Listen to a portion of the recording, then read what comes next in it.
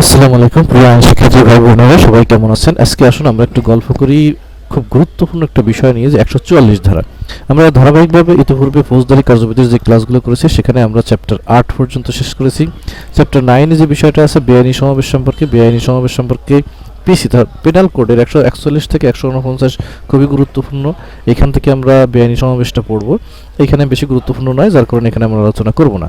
আর chapter 10 এ আছে public নয়সেন্স, ঠিক আছে, উৎপাত, যেটা সিপিসির 91 এবং 92 ধারায় এই বিষয় সম্পর্কে বলা হয়েছে। আমরা এটা এখান থেকে একটু দেখে নেব। আর আজকের যে গুরুত্বপূর্ণ আলোচনা সেটি হচ্ছে চ্যাপ্টার 11, উৎপাত বা আসন্ন বিপদে জরুরি ক্ষেত্রে অস্থায়ী আদেশ, যেটা 144 ধারা। যখন দেশের অবস্থা খারাপ হয় বা দুই পক্ষের মারামারির একটা অবস্থা সৃষ্টি হয়, প্রশাসন তখন কি করে 144 ধারা জারি করে দেয়। আমরা সেই বিষয় সম্পর্কে আজকে বিস্তারিত জানবো, যে এটা কিভাবে, কখন, কার মাধ্যমে, কি প্রক্রিয়ায় এই 144 ধারা জারি করা হয়। এখন উৎপাত বা আশঙ্কিত বিপদের ক্ষেত্রে তৎক্ষণাৎ আদেশ জারির ক্ষমতা, অর্থাৎ এই আদেশটা তৎক্ষণাৎ জারি করতে পারে। এখন যদি প্রশ্ন হয় কে জারি করতে পারে, এর অ্যান্সারটা হচ্ছে জেলা ম্যাজিস্ট্রেট বা নির্বাহী ম্যাজিস্ট্রেট। জেলা ম্যাজিস্ট্রেট বলতে ডিস্ট্রিক্ট ডিসিকে বোঝায়। আচ্ছা, এখন কখন তিনি এই আদেশটা জারি করেন? যখন তিনি দেখতে পান, যখন তিনি আশঙ্কা করেন যে মানুষের জীবন, স্বাস্থ্য বা নিরাপত্তা বিঘ্নিত হওয়ার বা সর্বসাধারণের প্রশান্তির ব্যাঘাত ঘটে, দাঙ্গা মাহাঙ্গা বা মারামারির আশঙ্কা হয়, তখন এই ডিসি বা জেলা ম্যাজিস্ট্রেট বা নির্বাহী ম্যাজিস্ট্রেট এই আদেশটা দিতে পারেন। এখন আর দ্বিতীয় উপধারায় বলা আছে জরুরি অবস্থায় একতরফাভাবে আদেশ দিতে পারে, অর্থাৎ কোনো পক্ষ যদি আবেদন নাও করে যে 144 ধারা জারি করা, সেক্ষেত্রে একতরফাভাবে এই ম্যাজিস্ট্রেটগণ এই আদেশটা দিতে পারেন। আবার ঘন ঘন সফরকারীদের উপর এই আদেশটা দিতে পারেন, কোনো জায়গা থেকে ঘন ঘন যাতায়াতকারী সফরকারী তাদের উপর। আর ক্ষতিগ্রস্তের আবেদনের পূর্ববর্তী ম্যাজিস্ট্রেটের আদেশ বাতিল করার বা পরিবর্তন করতে পারেন। যদি কোনো পক্ষ ক্ষতিগ্রস্ত হয়, সেক্ষেত্রে অর্থাৎ 144 ধারা জারি করার কারণে কোনো পক্ষ যদি ক্ষতিগ্রস্ত হয়, তারা যদি আবেদন করে, তাহলে ম্যাজিস্ট্রেট আদেশটা বাতিল করতে পারেন। অর্থাৎ পূর্ববর্তী ম্যাজিস্ট্রেট আদেশ দিয়ে গেছে, পরবর্তী ম্যাজিস্ট্রেট সেটা বাতিলও করতে পারেন, পরিবর্তনও করতে পারেন। এবার উপধারা 5 যেটা বলছে যে আবেদনকারী বা তার আইনজীবীর মাধ্যমে আদেশের জন্য কারণ দর্শানোর আদেশ দিতে পারে। অর্থাৎ কোনো পক্ষ যদি আবেদন করে যে এখানে 144 ধারা জারি করা হোক, তখন ম্যাজিস্ট্রেটগণ যে তাকে অথবা তার আইনজীবীর মাধ্যমে তাকে হাজির হয়ে এটা বলবেন যে কী কারণে এই 144 ধারা জারি করবো, সেই কারণটা দর্শাও। এবং এই যে 144 ধারা জারি করা হয়, তো এই অবস্থাটা 2 মাস পর্যন্ত কার্যকর থাকতে পারে। আর এরপরে যদি সময় বৃদ্ধি করার প্রয়োজন হয়, তাহলে সেটার ম্যাজিস্ট্রেটের হাতে ক্ষমতা থাকে না, সেটা সরকার গেজেট বিজ্ঞপ্তির মাধ্যমে সময় বৃদ্ধি করতে পারে।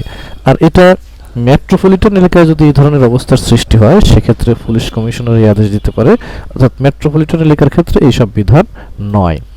আর এই যে 144 ধারার আদেশটা অমান্য করলে 200 টাকা জরিমানাও 1 মাস কারাদণ্ডের বিধান রয়েছে।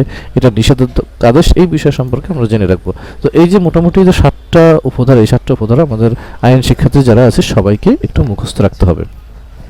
এরপরে আমরা দেখবো চ্যাপ্টার 12, যেটা স্থাবর সম্পত্তি সম্পর্কিত বিরোধ, যেটা 145। অর্থাৎ বিশেষত যেগুলো নির্বাহী কোর্ট অর্থাৎ এডিসি কোর্টে এই মামলাগুলো বেশি হয়। যখন যারা প্র্যাকটিস করেন তারা জানেন, আর যারা প্র্যাকটিসে আসবেন তারা আসতে জানবেন। এখানে যে জেলা ম্যাজিস্ট্রেট বা নির্বাহী ম্যাজিস্ট্রেট বা বিশেষ ম্যাজিস্ট্রেট জমি, পানি ইত্যাদি নিয়ে শান্তিভঙ্গ হলে এইখানে এই ধারায় মামলা নিতে পারেন বা তার সুরাহা করতে পারেন বা কোনো আদেশ দিতে পারেন। এখানে জমি বা পানি বলতে এই দালান, বাজার, মৎস্যকের ফসল ইত্যাদি সব বিষয়গুলোকে বোঝাবে। ঠিক আছে, পানি এবং জমি বলতে এই বিষয়গুলো অন্তর্ভুক্ত আছে। এরপরে ম্যাজিস্ট্রেটের নির্দেশক্রমে পক্ষগণের উপর সমন, অর্থাৎ কোনো পক্ষ এই সংক্রান্ত কোনো বিরোধের নিয়ে কেস করলে বা আবেদন করলে, তখন কি করতে পারে, বা কোনো বিরোধ হলে পক্ষগণের উপরে এই ম্যাজিস্ট্রেটগণ সমন দিতে পারেন, সমন দিয়ে তাদেরকে ডাকতে পারেন। অর্থাৎ আমরা 68 ধারায় সমন বিষয়ে পড়ে আসছি, 71 ধারায় লটকাইয়া দিয়া, অর্থাৎ যে স্থানে ফসল বা দালান বা মৎস্যঘের এইসব বিষয় নিয়ে বিরোধ, সেই স্থানেও এই সমনটা টাঙায় দেওয়ার একটা বিধান রয়েছে। আচ্ছা, এখন উপধারা 4 বলা আছে দখল সম্পর্কে অনুসন্ধান, অর্থাৎ 2 মাস পূর্বে দখলকারকে দখল ফিরিয়ে দেবেন।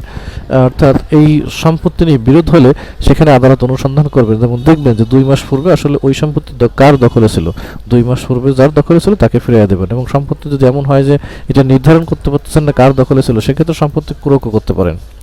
এরপরে ম্যাজিস্ট্রেট কারণ না থাকলে আদেশ বাতিল করতে পারেন। অর্থাৎ ম্যাজিস্ট্রেট যদি দেখেন 145 ধারার বিরোধের কোনো বিষয় নেই, তাহলে তার সেই আদেশটা বাতিল করতে পারেন। এবং বেদখল হওয়া পক্ষকে পুনর্বহাল করতে পারেন। যাদেরকে বেদখল করা হয়েছিল 145 ধারার মাধ্যমে তাদেরকে আবার কি পুনর্বহাল করতে পারেন। কোনো পক্ষ মারা গেলে বৈধ প্রতিনিধি অন্তর্ভুক্ত হতে পারে, অর্থাৎ এই মামলার ক্ষেত্রে মামলা চলাকালীন সময়ে কোনো পক্ষ যদি মারা যায় তাহলে তার বৈধ প্রতিনিধি যারা আছে তারা অন্তর্ভুক্ত হবে। পচনশীল দ্রব্যের ক্ষেত্রে বিক্রয়ের আদেশ দিতে পারেন। যদি ব্যাপারটা এমন হয় যে মৎস্যকের অথবা মাছ অথবা এমন কোনো ফসল নিয়ে বা এমন কোনো বস্তু মানে সম্পত্তি নিয়ে বিরোধ যেটা পচনশীল, সেক্ষেত্রে আদালত বিক্রয়ের আদেশ দিতে পারেন এবং তার অর্থ কীভাবে ব্যবহৃত হবে সেটা আদালত নির্ধারণ করবে। এরপরে যেটা বলছে সাক্ষী বা দলিল হাজির করার জন্য সমন দিতে পারেন। যে কোনো সাক্ষীকে তলব করে সমন দিতে পারেন বা দলিল হাজির করার সমন দিতে পারেন। আমরা 94তে পড়ছি দলিল বা অন্যান্য বস্তু হাজির করার সমন, ঠিক আছে। আর এইখানে যেসব কার্যক্রম গ্রহণ করা হবে তা 107 ধারা, অর্থাৎ অন্যান্য ক্ষেত্রে শান্তি রক্ষার মসলেকে যা আমরা আগে পড়েছি সেটাকে ব্যাহত করবে না। এটা একটা ঘোষণাত্মক আদেশ, ঠিক আছে। এখানে এই আদেশের বিরুদ্ধে রিভিশন করা যায়। এই হচ্ছে মূলত হচ্ছে 145 ধারার এই তথ্যগুলো আছে। এখানে 10টি সাব পয়েন্ট আছে, ঠিক আছে, উপধারা আছে। আমরা এই সব বিষয়গুলো জানবো, ঠিক আছে।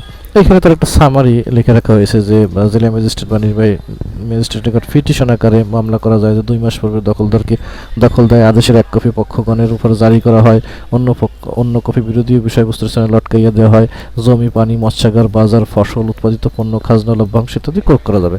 একটা সামারি এখানে আর কি লিখে রাখছি।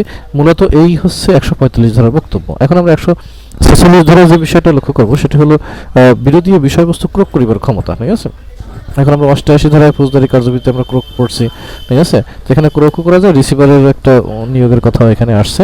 তো আদালত এখানে ক্রোক করতে পারেন। ক্রোকের বিধিবিধান দেওয়ানি কার্যবিধির এই 40 আদেশের 1 থেকে 5 ধারায় যে এটা হচ্ছে রিসিভারের বিষয়ে যে বিধানাবলী, সেটা দেওয়ানি কার্যবিধির 40 আদেশ থেকে 40 আদেশের বিধি 1 থেকে 5 যা আছে সেই অনুযায়ী রিসিভার নিয়োগ করা হবে। অর্থাৎ ক্রোককৃত ফসল দেখাশোনা করার জন্য যদি রিসিভার দরকার হয় সেটা এখানে নিয়োগ দেওয়া যাবে।